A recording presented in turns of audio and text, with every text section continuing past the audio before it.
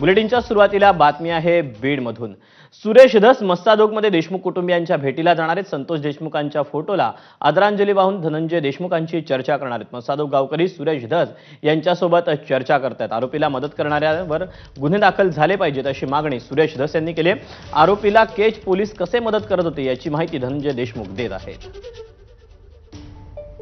Update जाणून घ्यात गोविंद शेळके आपल्यासोबत आहे। गोविंद, या अगोदरची झालेली भेट आणि त्यानंतर आता धस पुन्हा एकदा मस्सादोगला पोहोचलेले आहेत आणि आता होणारी ही भेट, काय नेमका फरक जाणवतोय आणि काय नेमकी चर्चा होतीये?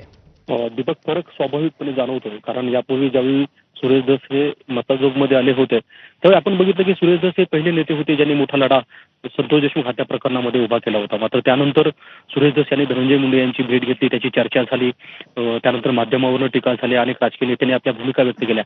त्यानंतर ज्यावेळी सुरेश धस गावात पोहोचलेत त्यावेळी लोक आताही त्यांच्यासोबत आहेत। म्हणजे आम्ही बघतोय की आता ते बसलेत, मागच्या 10 मिनिटापासून लोक चर्चा करतायत आणि गावकऱ्यांनी यापूर्वी खरं तर भूमिका व्यक्त केलेली आहे की सुरेश धस यांनी ज्याप्रमाणे हा लढा पुढे नेलेला आहे त्यामुळे राजकीय आम्हाला काही बोलायचं नाहीये त्यांच्या भूमिकेवर, पण एक नेता म्हणून त्यांनी जे गावाच्या संदर्भातलं नेतृत्व केलं आणि हा लढा पुढे नेला त्याच्यासोबत लोक आज आपल्याला पाहायला मिळतात। आता सुद्धा संतोष देशमुख हत्या प्रकरणामधल्या ज्या मागण्याला घेऊन हे गावकरी 25 तारखेला आंदोलनाच्या भूमिकेमध्ये आहेत त्या मागण्यासंदर्भात सुरेश धस यांच्याकडे चौकशी केली जाते, सांगितलं जात आहे आणि सुरेश धस हे सुद्धा त्यांना सांगायचा प्रयत्न करतायत की आपल्या कोणत्या मागण्या आहेत, त्या मागण्या ऑलरेडी त्यांनी लावून धरलेल्या आहेत। म्हणजे आम्ही ज्यावेळी 2-3 दिवसापूर्वी पत्रकार परिषद सुरेश धस यांनी त्यांच्या घरी घेतली होती त्यात सुद्धा प्रामुख्याने याच मागण्या होत्या की आरोपीला पळून जाण्यासाठी मदत करणारे जे लोक होते, जे पोलीस होते, यांच्यावर कडक कारवाई करा ही मागणी स्वतः सुरेश धस यांनी सुद्धा केली होती।